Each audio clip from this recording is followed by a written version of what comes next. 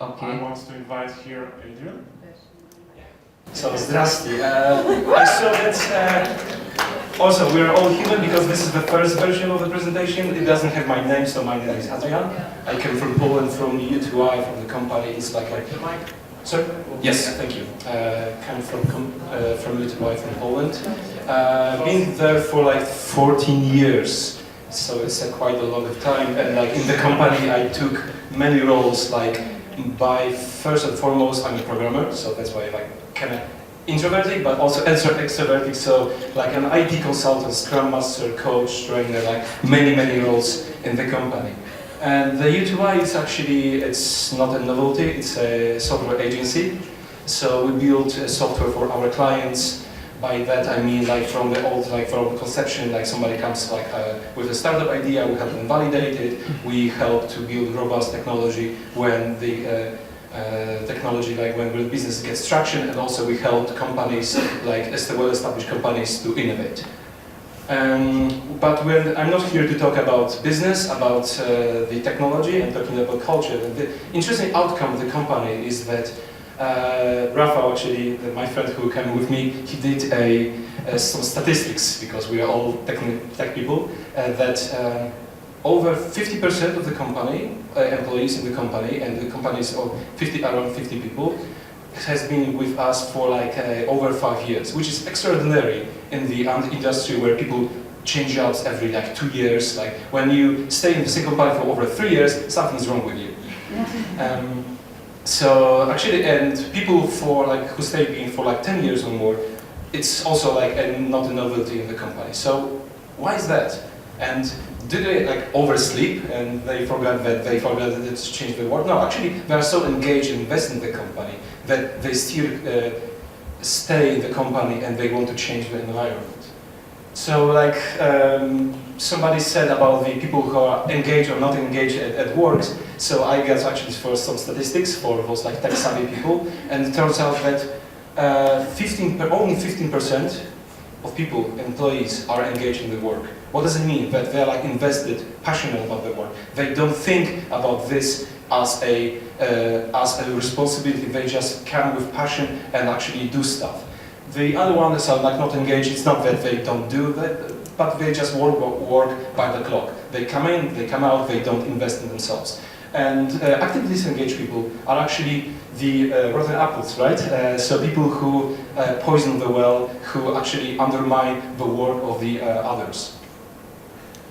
So let me tell you a little bit of the story how it started, because we haven't started as a Teal flat structure organization. It was like more like a career. It's actually not that far in the future, but I think like in technology, I think that like 15 years ago we built technology, we being called like by just hitting 2 stones on top of each other, because it's went so far. Actually it started around like 2001 when the company started like in the States, but it was quickly moved to Poland. And why? Because we are cheaper, you know. So like post-communist country, and actually that was the stereotype that our bosses told like a joke, that they were actually expecting the stereotypes, and actually it wasn't. Like we're like Brandsmart people, and so like in 2005 they moved to the company to Poland. They hired a whole bunch of people, and you see like me, apart from my majestic hairstyle, you can see there is also Rafa, and there's one computer, like 2 people, and 1 computer, 1 keyboard. This is kind of extraordinary. Like if you build software, you probably like are aware of like pair programming and XP, which is extreme programming. What does it mean? That literally 2 people write the same code. What's the consequence? Apart of like building robust technology, it also means that you need to collaborate. You need to work with the same person for 8 hours, 5 days a week. You need to resolve your conflicts. You need to reiterate, you need to emphasize what the other person speaks. And you also be humble, because like then there's like a driver and the navigator, usually we call those roles, and you need to switch. So you need to be sure that the other person is actually covering your back. And this model was kind of successful, so the company grew. And how you scale the company? You create structure, right? You just promote those like better savvy, tech-savvy people to senior positions, managers. So like we built a hierarchy. So we had those partners who had the most like dope, the most money, right? Then we created like we had managers, the most savvy people. Oh, sorry, it's how to go back? Yes, sorry. And worked well. Thank you. Actually, no. It worked well, but to the time. Like first of all, like those people who were like tech savvy, they obviously focused on technology. So it meant that some problems went unresolved, like conflicts, like why we should bother, right? The other thing was that it was like around 2008, I think, the financial crisis. It meant that the company, we almost went bankrupt because we had clients in the States and the Polish zloty to dollar ratio was so low that we almost went broke. So to mitigate the risk, the managers got profit share from the company. So it was like half and half, like I don't want to go into the details, but like it created, first of all, it created the big ownership of a small group of managers. They co-owned the company, so they cared about the company, but it also created a huge gap because then the economy went up again and it turned out that there was a huge gap between like managers and the regular employees. So it also created some tensions. But we also like, first of all, we were also like we also had a good relationship with our bosses, with our clients who worked with us directly. So we were never like, even though we had the hierarchy, we worked together like closely. Even like the partners, the owners of the company worked literally on the same desks with us. So they paired together. And we work with our clients, even though the work was just like, oh, we got the documentation, we just did our work, like sometimes it makes sense, sometimes it didn't, but who cares because we get our paycheck, right? So like, it's kind of frustrating, but like you can wipe your money with bills and it's going to be fine. But we knew that we wanted to have something like other than that, and it turned out that we had a chance to meet John Scherer, like a good friend of ours who is like an executive coach, and he ran like a series of workshops, like coaching sessions for the whole company. It's called Leadership Development Intensive, LDI. Essentially, it's like a coaching, 3-day coaching session. I don't want to also go into details, but like a few things that actually changed us, the company, and us individuals, were some few key concepts. First of all, like how you make a high-performing teams. And also, like in those of your talks, I heard about like high-performing teams, but what does it mean? So when you see like you have a collection of people who just like come to be in the same place, like sit in the same room, but like no interaction with each other. Same like with a group, like imagine yourself like over here, like sitting, like you come here like with all your goals, you're probably looking for inspiration, maybe not, you can interact with each other, maybe not, this is fine, right? And then you have teams. The team probably like team like in business, maybe in sports, we have teams. But what makes a good team and a great team is that great teams focus on each other also, not about the higher goal that you need to fulfill, but also about each other. Like in special forces, there is a saying that like it doesn't really matter who is actually in front of you, but who's covering you back. So building trust and building that created a great teams. So again, like, okay, so what does it mean that you need to interact with each other? You need to be aware of things that are happening above the waterline and below. Above it's kind of easy because it's all those like budgeting, deadlines, KPIs that you need to fulfill because this is our daily bread and butter. So you need to actually have a running business. Makes sense. But below the waterline are all those like soft stuff, right?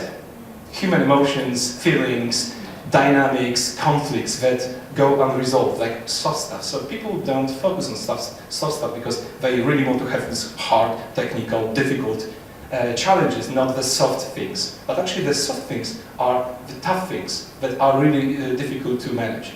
And what does it mean that you have those conflicts and unresolved? That like usually when you see somebody's doing something like an action, you just process it through yourself, from your experience, your feelings, essentially yourself. And it's really difficult to come in the trap that, oh, actually, you are the same as me because like we are here together, right? So we have the connection. But no, this is a really difficult, it's a trap. You need to listen to another person. You need to ask the person, like, okay, why did that? Like, what motivates you? What drives you? Like, what's your intention? And then it's actually opens the whole discussion.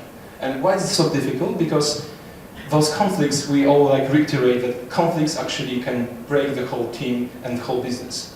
So people afraid of this because it's soft stuff, so they run away of it. And those problems are like tigers, right? So like imagine like if you have a cat, and if you see the cat is actually tigers are like small, big cats, so they're wired to chase the prey. Which means that like if you run away with your problems, you're going to lose anyways. So like the only way is to face the tiger, face the problems, and don't get me wrong, you still have a chance to being eaten alive because like it's not fun. However, like there's a chance greater than zero that you can succeed. So running away from problems actually it's not a solution. You need to face the tiger.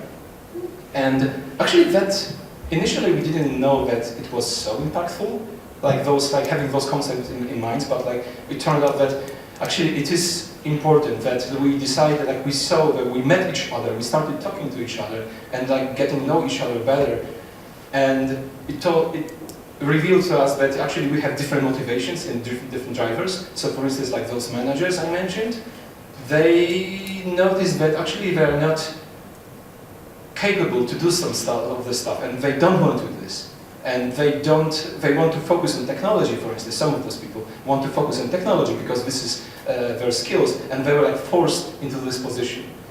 And on the other hand, there were people who really wanted to do this stuff, but they couldn't because the only way to be promoted, is to be promoted to tech manager. It means that actually you cannot do that because there are like a handful of managers and that's it. So we decided to break the pyramid and create roles rather than structure. So managers could focus, like those people who wanted, they focus on technology, like being like technical leads, architects. We have some of those roles, but people who really wanted to focus, they wanted to be like Scrum Masters, maybe Sherpas and Shepherds. Those are like distinct roles in UTY. In short, shepherd is a person who brings a new person to the flock. So like we really want to make sure that a new UTYer is well taken care of. So gathers feedback, making sure that you have your computer like on the spot. So because there are some certain things that need to be done in order to business to be running. So we distributed this amongst people who really wanted to do this stuff. And Sherpa is okay. So managers also are responsible for like people development. So development means you can be like a Sherpa, somebody's Sherpa, like a technical mentor, because to someone junior, maybe somebody senior wants to have like somebody who is coaching, or maybe you want to reflect your thoughts, maybe you want to challenge someone. So you can pick a Sherpa from somebody from the company. Someone is better in it, someone is worse, but actually this is something that you encourage. Like everyone has Sherpa, and the Sherpa is responsible for your progression, because progression is also detached from your position. So we have also like ranking systems, so how we value, like you can get your promotion and raise, but it's actually detached from your role, from the company. You can be a developer, you don't need to be promoted to a manager to get a raise. And also we encourage people to attend the circles. However, we don't call them circles, we just have groups. So if you want to hire people, if you want to go into sales, feel free, join the circle, and you can work on that. But what does it mean? That if you want to be somebody's Sherpa, you need to know how to progress people. So it means that if you want to let people do their job, you need to increase transparency. That's why we have like open salaries, we have open books, we have clear progression model, so we share the stories, we have open channels in Slack also. So if you want to share some message, company announcement, we do have like channels for that. So essentially, like when you want to make your job done well, you need to have all the sets, all the tool skills and resources in order to do that. And again, like if you want to listen to the people, you need to have proper tools, which means that we also have a whole bunch of like psychometric tests to open the discussion, because it's never like an end state. So you can feel this extended disk model, or maybe like Clifton strength report. This is all very well. We also have like some spreadsheets because tech people like to compare each other, but it's only an opening to the discussion. So we have like an open vocabulary. So, oh yeah, like you're yellow. So, and maybe I kind of understand you, but let's talk about it. What does it mean? What drives you? What's your motive? We also listen to each other. And this is like, I was looking for like a photo to illustrate it, and that was like, I took a photo like last Friday. It's like a team value workshop done with also like on screen there's Rafał guy from Warsaw who works with us also. So we talk to each other and we share this like, okay, what drives you in the team, in the company? What drives you on your personal level? So like we have like feedback sessions, one-to-one, like in teams, with clients. And speaking about, not about clients, and also like it's really important to have fun. So we never have like stopped having fun. So we have like we like drinks. So yeah, going for drinks. Also like we encourage people to have like activities. We also like this is actually our card game that was created. And what I really like about that, the cards are made by based on ourselves. So like we met in teams and we described each other. Oh, how you see you? Like, oh yeah, what traits can describe you? And then we put them on cards. So I have a few copies. So if somebody is like an avid board game or card player, come to me and we can talk and yeah, we can share that. Also having fun reduces stress. This is really important because like it's, again, we're talking about human factor, but business is business and sometimes it's stressful. So if you have the fun also with your clients, you can reduce the stress, you can like increase understanding and kind of compassion. And it worked, actually. That's surprising. That we also challenge and listen to our clients, and also like this is really important. Like listen to you, but do you listen to your clients? And very often people are like, no, why would I? Yeah, because we're running a business. Yeah, I don't really want to do that. But we highly encourage that. And actually that was one of the very reasons that we turned down few clients. Right? Because like, it's not that we don't believe in them, but we have them validate the issue, their business. And sometimes they don't know how to validate the business. And we said like, okay, maybe like come back to us. We're like, but with all due respect, come to us, but we don't want to do this business because I think we all think that it's not validated well. It means it's going to fail, and we don't want to do things that make sense. We want to bring value also to you. We don't have received this like paycheck and that's it. And those are a few testimonials. I really love the last one in particular, that they allowed me to fail. They showed nothing but love in return, and this is very true. But okay, I shared all those like success stories, but it's actually not as easy because listening is hard. I'm talking right now, but nothing I will say today will going to teach me anything. You need to listen to learn. And don't expect results soon. And very often, like we spoke to some companies, yeah, we want to be Agile, we want to be Teal. Actually, I haven't used Agile and Teal in this presentation. This is the first time. Because don't go for a label. Do things that make sense. Maybe it will, maybe it won't. And hard truth, yeah. When you listen, sometimes actually it's going to clash with your reality, is going to clash with your perception, and it's hard to hear some inconvenient truth, but this is a reality that you need to adapt. Either ways, you're going to go extinct. And assume the best from people. Very often, like we're all human, we're all people, and we all make mistakes. But usually people make mistakes because they don't have knowledge, skills, resources, capability, but it doesn't mean that they don't want it to do harm. This is important. And as I said, like, give all the resources, take small steps, this is yada yada yada. It's kind of like obvious, right? So thank you for giving the presentation before, because I'm thinking like, I'm happy that I can build on top of it, because we all share those same values. And one thing that also like I heard on the presentations that like nobody is going to, like not everyone is going to be happy in this environment, and that's okay. Sometimes you need to have people let go, sometimes people leave, and this is okay. Like nothing lasts forever. But this really pays off. When you empower people, when you listen and you treat them with respect, people start to take ownership of the company, of their tasks. So when they see a problem, they don't ignore it. They don't put blames on each other, or maybe blame in the environment, the circumstances. Oh, I don't have permissions to do that. No. people, like when they take responsibility, they are empowered to do that. Like they do this either alone, because, oh, I know how to do that, maybe I won't, but this is still my obligation, so maybe I'm going to ask for help and ask somebody to help me with that. Otherwise, like people sometimes in the companies like do this from the obligation or shame, because this is what I'm told to do, but even though it's meaningless, but it's going to, first of all, create shallow solutions. It's just putting a band-aid on the bleeding wound and that's it. But it's not going to find like a root cause problem, and people get frustrated and people will leave. People will leave without giving you notice, or maybe they will give you the last moment notice, which is really bad. I'm actually talking about leaving after 14 years. Next week is going to mark my 14 years in the company, and I decided to leave by the end of the week, year. End of the month also, because it's actually end of the year. Yeah, so it's like next month. But it wasn't a surprise, the company. I was talking to my Sherpa, and we'll be talking about this like for a year, I guess.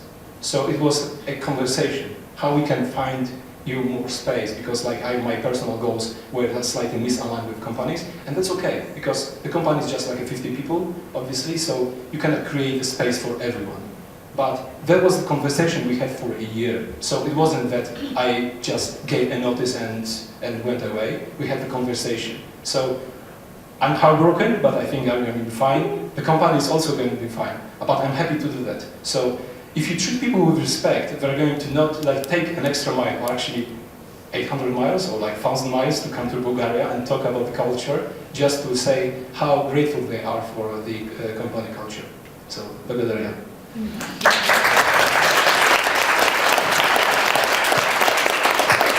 Thank you.